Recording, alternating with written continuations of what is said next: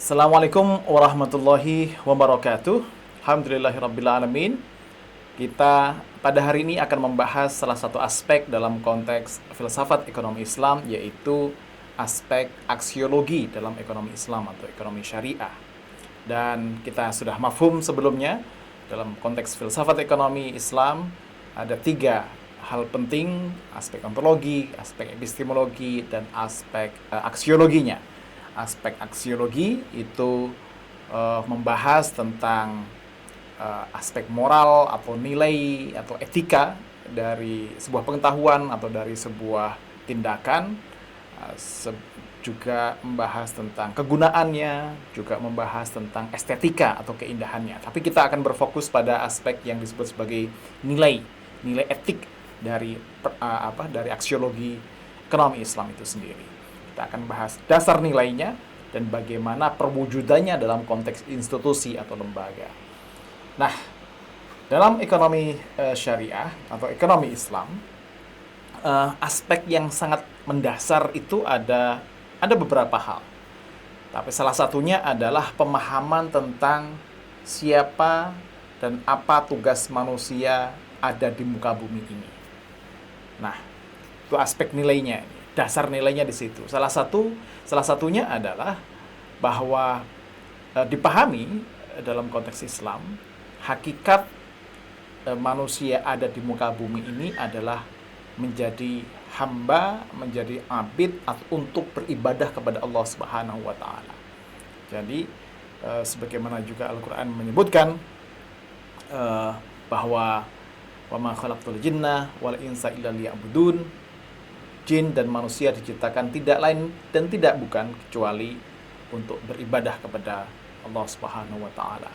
Dan misi lain dari diutusnya manusia ke muka bumi ini adalah menjadi khalifah, menjadi deputy, menjadi caretaker, perwakilan Tuhan untuk memakmurkan bumi. Nah, itu juga merupakan tugas moral manusia ketika diutus ke muka bumi ini, yang tugasnya tadi itu menjadi abid, menjadi khalifah untuk memakmurkan alam raya ini. Dan kemudian yang tak kalah penting, rangkaian daripada itu semuanya adalah agar kita mendapatkan, atau kaum muslimin mendapatkan apa yang disebut sebagai falah. Falah itu kebahagiaan yang tidak hanya diperoleh di dunia ini, dalam kehidupan dunia, tapi juga kebahagiaan atau sa'adah atau falah atau keberhasilan nanti juga di akhirat. Nah, tiga nilai inilah paling tidak yang menjadi pedoman gitu ya, pedoman nilai dari ekonomi yang disebut sebagai ekonomi Islam atau ekonomi syariah itu. Nah, bagaimana caranya untuk dapat memahami dan menjalankan peran sebagai abid, sebagai orang yang beribadah, sebagai khalifah untuk mendapatkan falah tersebut? Ya tentu saja mengikuti syariahnya. Dan syariah Allah itu sebagian ditetapkan secara eksplisit dan sudah ada di dalam Quran maupun di dalam hadis. Tapi ketika ada beberapa persoalan, mungkin seiring dengan perkembangan zaman, seiring dengan perkembangan masyarakat gitu, ada tafsiran dari Quran maupun hadis itu yang hasil tafsirannya bisa menimbulkan dua atau lebih dari satu makna. Artinya, misalnya untuk sebuah keputusan hukum pada aspek hukum misalnya, berapa lama waktu iddah buat perempuan yang dicerai oleh suaminya, misalnya seperti itu, dicerai atau meninggal oleh suaminya. Ada yang mengatakan 3 kali suci, ada yang mengatakan 3 kali tidak sucinya, karena di dalam Quran qor itu ditafsirkan bisa dua-duanya gitu. Nah, itu diperlukan adanya ijtihad, adanya ijtihad, adanya pemikiran, adanya independent reasoning, atau adanya tadi itu inisiatif dan pengerahan intelektual, pengerahan spiritual untuk menemukan satu hukum yang jelas gitu. Nah, salah satu yang dipahami oleh para ulama yang bisa dijadikan sebagai patokan dalam konteks luas maupun dalam konteks ekonomi Islam, yang dijadikan patokan nilai itu adalah apa yang disebut sebagai maslahah. Jadi falah yang tadi disebutkan sebagai tujuan untuk mendapatkan kebahagiaan di dunia dan di akhirat tadi itu adalah bagian dari kemaslahatan duniawi maupun ukhrawi. Nah, kemaslahatan itu dimaknai sebagai apa? Kemaslahatan itu dimaknai sebagai cara yang dapat menuntun kehidupan umat Islam atau seorang Muslim itu untuk mendapatkan falah tadi itu. Nah, kalau dalam kehidupan sehari-harinya dia berlawanan dari konsep maslahah ini tadi, maka dia akan terjerumus atau terjerembab dalam satu konsep yang disebut sebagai mafsadah atau kerusakan. Jadi, cara untuk mendapatkan falah tadi itu adalah dengan menggapai falah atau dengan menggapai maslahah dan menghindari mafsadah atau kerusakan. Bagaimana caranya? Nah, salah satu ilmunya, tentu saja selain tadi yang disebutkan, Quran, hadis, pemahaman usul fikih dan segala macam, salah satu yang dirumuskan oleh para ulama itu adalah apa yang disebut sebagai al-maqasid syariah atau maqasid asy-syariah. Tujuan-tujuan utama dari syariah itu tadi. Kalau tujuan-tujuan syariah itu terpenuhi, maka apa yang disebut maslahah yang menghantarkan pada falah tadi itu bisa dicapai. Kalau tidak, akan terjerumus atau terjerembab atau terlempar ke dalam jurang yang disebut sebagai kerusakan atau mafsadah. Nah, para ulama merumuskannya sebagiannya maqasid syariah itu terbagi secara umum ada menjadi 3. Yang pertama adalah doruriyat. Doruriyat itu hal-hal esensial, hal-hal primer yang mesti dipenuhi. Ada yang hajiyat, yang sekunder, yang kalau tidak terpenuhi tidak masalah, tapi kalau terpenuhi ada nilai tambahnya. Atau tahsiniyat. Jika terpenuhi, maka dia akan lebih sempurna lagi sebuah amalan itu. Nah, yang menjadi patokan utama itu adalah bagian yang primer itu tadi, ad-daruriyat al-khamsah itu tadi. Nah, karena jika tidak terpenuhi, maka akan terjerembab atau terlempar ke dalam mafsadah. Nah, apa saja daruriyat al-khamsah itu atau 5 hal esensial yang perlu dijaga? Yang pertama adalah menjaga agama atau hifdzuddin. Yang kedua adalah menjaga jiwa, hifdzun nafs. Yang ketiga adalah menjaga akal, hifdzul aql. Yang keempat adalah menjaga keturunan, menjaga offspring atau keturunan, hifdzun nasl. Dan yang kelima adalah menjaga harta atau hifdzul mal. Ada sebagian ulama lain yang menambahkan hifdzul ard atau menjaga kehormatan. Tapi yang disepakati oleh para jumhur, daruriyatul khamsah atau 5 hal esensial yang primer yang harus dipenuhi itu adalah 5 hal ini tadi. Nah, ini yang menjadi patokan atau pedoman nilai lah ya. Pedoman nilai juga bisa diaplikasikan dalam konteks ilmu syariah. Nah, kalau maslahah itu dijadikan sebagai sebuah acuan, beberapa skema, beberapa mekanisme dalam ekonomi Islam itu bisa dikembangkan.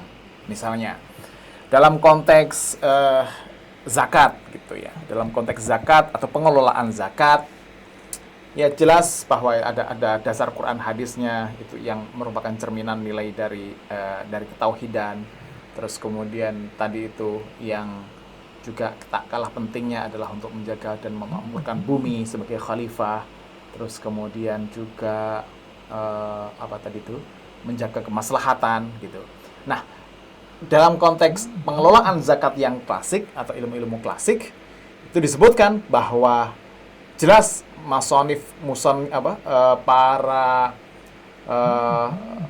penerima zakat itu sudah ditentukan yang 8 musanaf itu. Nah, tapi apakah semuanya itu diberikan secara langsung untuk mereka konsumsi? Nah, ada ijtihad baru. kalau ingin memaksimalkan maslahatnya tanpa melanggar syariah, tapi justru menguatkan implementasi dari nilai-nilai syariah itu tadi, maka dibuatlah skema zakat itu ditunaikan atau dikelola agar menjadi zakat produktif. Misalnya karena ini di jalan Allah, terus kemudian dikelola oleh sebuah institusi, bukan hanya amil mentasarrufkan zakat tersebut untuk misalnya untuk penerima UMKM misalnya, terus kemudian dari UMKM-nya itu menghasilkan profit, merekrut tenaga-tenaga kerja baru gitu, membuat lapangan kerja dan seterusnya. Itu maslahatnya bisa lebih banyak. Atau inovasi tentang apa yang disebut sebagai perbankan Islam. Pada zaman itu belum ada perbankan Islam, tapi untuk mengembangkan maslahat, perbankan Islam dibuat agar sistem keuangan tetap berjalan, tapi prinsip-prinsip keislaman, prinsip-prinsip syariatnya di-comply atau ditaati dan dipatuhi. Nah, sehingga orang-orang Islam tidak terjebak dalam skema riba atau bunga yang ditawarkan oleh bank-bank konvensional gitu. Wakaf misalnya. Wakaf dulu hanya wakaf-wakaf barang atau wakaf benda yang bisa dimanfaatkan untuk kemaslahatan umum. Belum ada istilah wakaf tunai. Nah, ada sebagian kalangan atau sebagian ulama yang mengembangkan istilah wakaf tunai, yang dengan cash pun juga bisa berwakaf dengan itu, asal untuk kepentingan maslahat umat atau maslahat umum itu tadi. Nah, maslahah di sini adalah berbeda dengan konsepsi ekonomi pada umumnya yang hanya berfokus pada utility atau kegunaan gitu dari sebuah aktivitas keuangan atau transaksi, tapi maslahah ada aspek transendentalnya, ada aspek ukhrawinya yang dijaga, bahwa ini tidak menyalahi syariat, bahwa ini mendukung bahkan memperkuat nilai-nilai yang ingin diimplementasikan oleh syariat. Nah, termasuk juga dalam konteks riba, meskipun sebagian kalangan pada jumhur tidak ada yang tidak sepakat bahwa riba itu dilarang, itu nas. Cuma misalnya soal bunga bank, gitu. Ada sebagian kalangan yang mengatakan bunga bank itu bukan riba karena karena ada inflasi, karena tidak ada unsur eksploitasinya. Tapi semuanya sepakat bahwa jika di sana ada unsur bukan jika dan kebanyakan pinjaman yang sifatnya konsumtif dari bank itu pasti ada yang sifatnya eksploitatif, sehingga menjerat orang yang kreditur kepada bank. Nah, oleh sebab itu bunga bank dan sebagian para penggerak ekonomi Islam mengatakan bunga pun juga termasuk riba itu yang harus dihindari dan itu juga diharamkan gitu. Nah, itu juga tadi lagi-lagi selain argumentasi teks dari Quran, tapi juga ada argumentasi maslahat bahwa itu menghindarkan kita dari eksploitasi, dari ketidakadilan. Nah, selain institusi-institusi yang seperti bank tadi itu, juga dikembangkan lembaga-lembaga filantropi, lembaga-lembaga yang menjadi kekhasan dari ekonomi sosial Islam lah, bisa dikatakan begitu, yang disebut sebagai lembaga filantropi Islam. Misalnya dalam konteks Indonesia, ada yang disebut sebagai Basnas yang dikelola oleh lembaga yang dibentuk oleh pemerintah. Ada juga LAZ atau lembaga amil zakat yang dikelola oleh civil society, dikelola oleh masyarakat atau institusi-institusi yang didirikan oleh masyarakat seperti Lazisnu, Dompet Du'afa, semuanya itu dikelola oleh masyarakat. Nah, BWI dikelola juga sebuah badan yang dibentuk oleh pemerintah, namanya Badan Wakaf Indonesia. Dan nah, ini adalah lembaga-lembaga yang menjadi mesin penggerak ekonomi Islam selain perbankan, LAZ, BWI, lembaga-lembaga keuangan mikro seperti Baitul Mal wa Tamwil, BPRS dan segala macamnya. Nah, semua itu adalah institusionalisasi dari nilai yang tadi sudah kita diskusikan di muka, nilai bahwa kita hidup di dunia atau kaum muslimin hidup di dunia ini sebagai abid, sebagai khalifah yang memakmurkan bumi, tidak boleh ada penindasan, ketidakadilan, harus menjunjung tinggi nilai keadilan sebagai representasi dari nilai-nilai tauhid yang ingin diimplementasikan gitu. Nah, kemudian mendapatkan bentuk institusinya, kelembagaannya, diantaranya adalah melalui entah tadi institusi perbankan, wakaf, lembaga zakat yang dikelola oleh pemerintah maupun masyarakat, dan ujungnya yang menjadi target adalah untuk mendapatkan falah, kebahagiaan di dunia maupun di akhirat. Demikian perkuliahan kita pada hari ini, mudah-mudahan bermanfaat dan kita bisa diskusikan beberapa hal terkait dengan filantropi Islam di Indonesia kah, atau aksiologi ekonomi syariah pada umumnya, bagaimana regulasi misalnya untuk mencapai kemaslahatan atau falah tadi itu, siapa yang berhak untuk menentukan harga sebuah komoditi, sebuah barang. Nah, itu juga bisa didiskusikan berdasarkan value yang tadi sudah dipegang bersama sebagai abid, sebagai khalifah, dan untuk mencapai falah tadi itu. Nah, selamat berdiskusi. Harga yang terbentuk harus sesuai dengan kekuatan penawaran dan permintaan di pasar tersebut.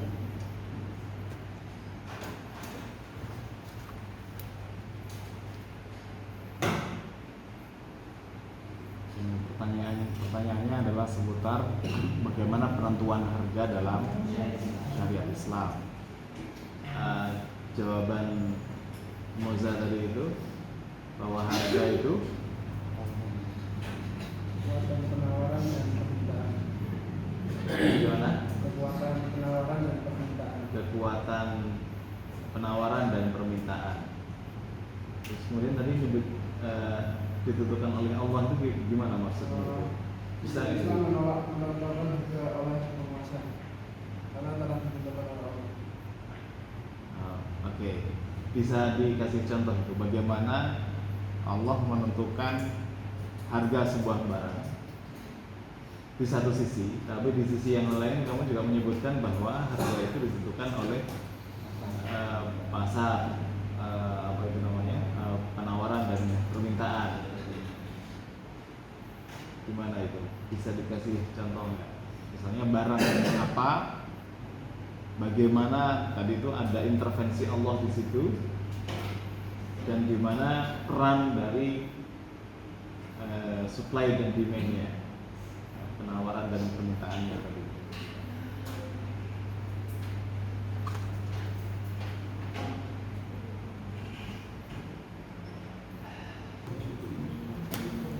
Apa maksudnya itu? Satu, tadi itu ada permintaan untuk mematok harga oleh Rasulullah pada saat itu. Tapi Rasulullah tidak memenuhi permintaan itu. Beliau bahkan bilang bahwa harga itu ditentukan oleh Allah Subhanahu wa taala, kan gitu. Apa maksud dari harga itu ditentukan oleh Allah Subhanahu wa taala? What does it mean? How it works? Gimana itu cara kerjanya Allah menentukan harga itu? Sementara di sisi yang lain, tadi Moza juga sudah menjelaskan bahwa harga itu yaitu hubungan antara penjual dan pembeli, antara konsumen dan produsen gitu. Hubungan antara penawaran dan permintaan.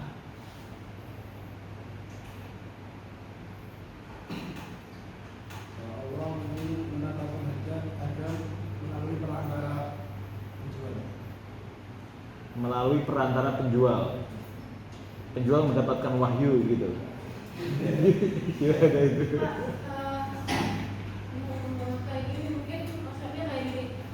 Allah kan sebagai penyedia pencipta, sebagai pencipta, sebagai pemberi nilai atau kualitas barang tersebut. Kemudian manusia yang menentukan harga barang tersebut. Allah sebagai penyedia, sebagai sumber daya alam tersebut. Manusia yang memproduksi, manusia yang menentukan harga barang. Oke. Berarti yang menentukan harga tetap di tangan manusia gitu. Iya. Kalau kan nggak mungkin kan Allah yang gimana coba? Misalnya ada harga mobil 3 juta ya tadi jual. Nah, Nah, makanya gimana cara memahami hadis yang dibacakan oleh Farel tadi itu?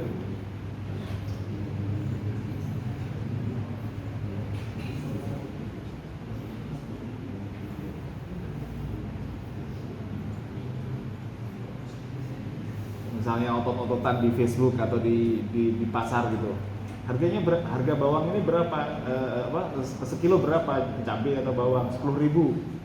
Dari mana menentukannya? Allah Subhanahu Wa Taala mengatakan begini. Kan nggak bisa nolak lagi gitu. Apa itu maksudnya dari Allah menentukan harga di dalam sabda tadi itu?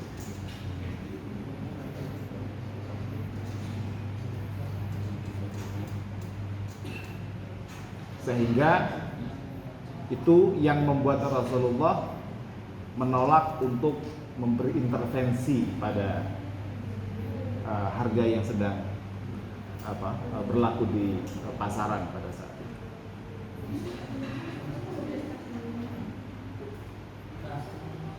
Ya. Mencoba sepemahaman saya dari hadis yang tadi dibacakan oleh saudara Farel, maksudnya sesungguhnya Allah yang pantas menetapkan harga, yang menahan dan melapangkan lagi maha pemberi rezeki. Jadi yang kita ambil itu nilai-nilai bagaimana cara menentukan harganya, Pak. Jadi itu dengan adil dan tidak memberatkan orang lain. Atau misalnya kalau misalnya dalam konteks jual beli kan ridho dua orang jual dan membeli. Jadi bukan atas dasar egoisme gitu menaikkan harga, tapi yang dimaksud dengan Allah yang berhak menetapkan harga mungkin itu dengan nilai-nilainya yang kita ambil. Yang tadi saya sebutkan keadilan dan tidak memberatkan. Oke. Gimana menurut kalian? Setujukah dengan itu atau tidak setuju atau gimana?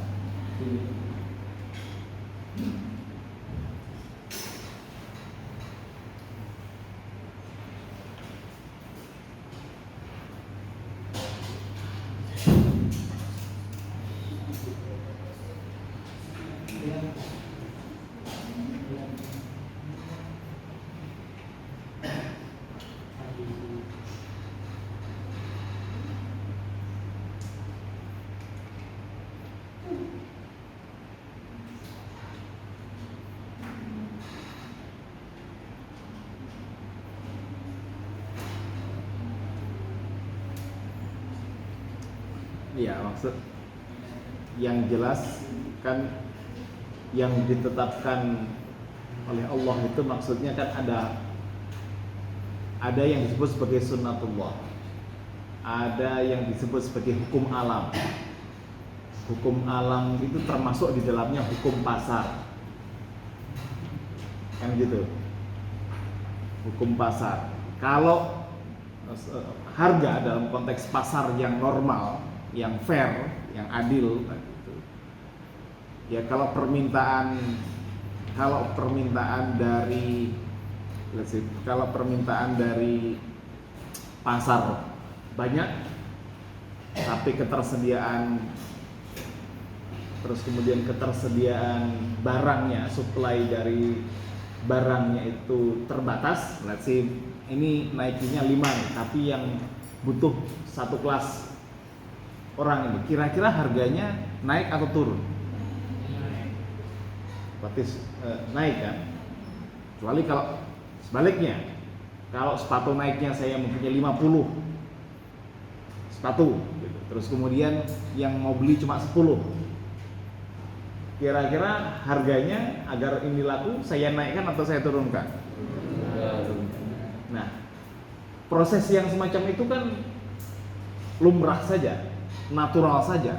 Itu hukum alam yang memang sudah diletakkan prinsip-prinsipnya oleh Allah Subhanahu wa taala. Begitu supply-nya besar, terus kemudian demand-nya sedikit, harga akan turun, kan gitu kira-kira. Demikian pula sebaliknya, begitu demand-nya banyak, supply-nya terbatas, harga akan menjadi naik, kan gitu. Nah, ketika Rasulullah diminta untuk mengintervensi, tetapkan dong ini apa itu namanya harganya ini agar tidak naik turun sesuai dengan harga pasar. Kalau tidak bisa, selama proses itu berjalan secara fair, secara natural, bukan karena si misalnya si penjualnya itu menimbun sekian banyak barang begitu, maka biarkan saja. Itu adalah sunatullah, itu adalah harga yang sesuai dengan pasar yang ditetapkan oleh Allah, maksudnya sesuai dengan harga pasar. Tapi kalau memang di dalamnya ada proses apa itu namanya potensi kecurangan, potensi monopolistik, potensi yang horor yang merugikan orang lain. Nah, tentu saja di sana ada ruang di mana pemerintah, di mana penguasa politik yang memberi regulasi untuk memberi intervensi harga. Nah, gitu kira-kira. Dan sementara kita tutup sampai di sini. Kita ketemu lagi di pertemuan berikutnya. Mudah-mudahan bermanfaat. Billahi taufiq wal hidayah. Assalamualaikum warahmatullahi wabarakatuh.